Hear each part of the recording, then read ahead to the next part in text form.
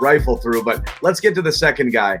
And again, this is a guy you like a lot too. To me, as I said, is right now my only targets. I Vucevic is great, but all things being equal, if you could keep the bigs on this roster, I would live with that set of bigs in order to put all the chips in to get that third wing and the thing that you're missing with Gordon Hayward. I thought this was a championship team last year with Hayward without him getting hurt. They absolutely could have made it to the finals. I think they could have given a run in those finals. And I think if they ran it back right now with Hayward and everybody fully healthy this year, they'd be right back there too. So this, I think, is what they're missing more than anything. This positional versatility, the ability to play that switchable defense, another person to have that offensive load lifted so you don't feel like you have to have 2 out of 3 players. And again, Vucevic would do that too, just from a different place.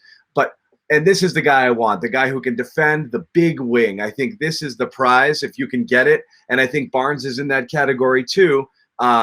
Is another person you're going to consider here. But again, Grant, 2 more years on his contract, $20 million. This is the first year he's really shown star potential. Every other year of his case, this is his 5th team with Detroit. Okay, this is a guy who a year ago was traded for a first-round pick. I don't know what it's going to take to get him, but I think if you can, this is a person I would absolutely go heavy on. I'd be willing to give more for Grant than I would for Vucevic, even though Vucevic might be an all-around better player based on what I think the team needs. I agree, and it probably will take more to get him because of the fact that he's become their centerpiece player.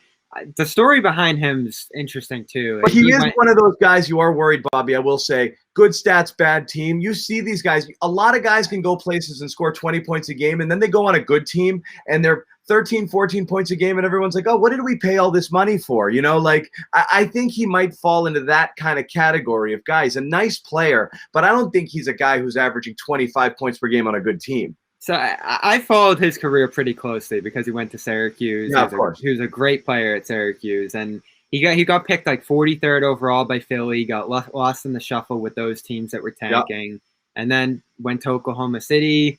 They dumped him because they had other plans. And then in Denver, I know he was only there a year, but he was such an important part of that West Conference Finals team as a role player, which is, of course, what he would be in Boston as well. Corner 3-point shooting through the roof. Defensive versatility, outstanding. His ability to score off the dribble has gone through the roof here. So you say good stats, bad team. Certainly wouldn't be averaging 24 here the way he has been throughout much of this year. But his shooting, his offensive ability is sustainable, I think, especially the 3-point shot. I love his shot. So I look at him and say, if I had to pick between him and Hayward, I'd actually probably go with him over Hayward. So, wow. Because of the youth?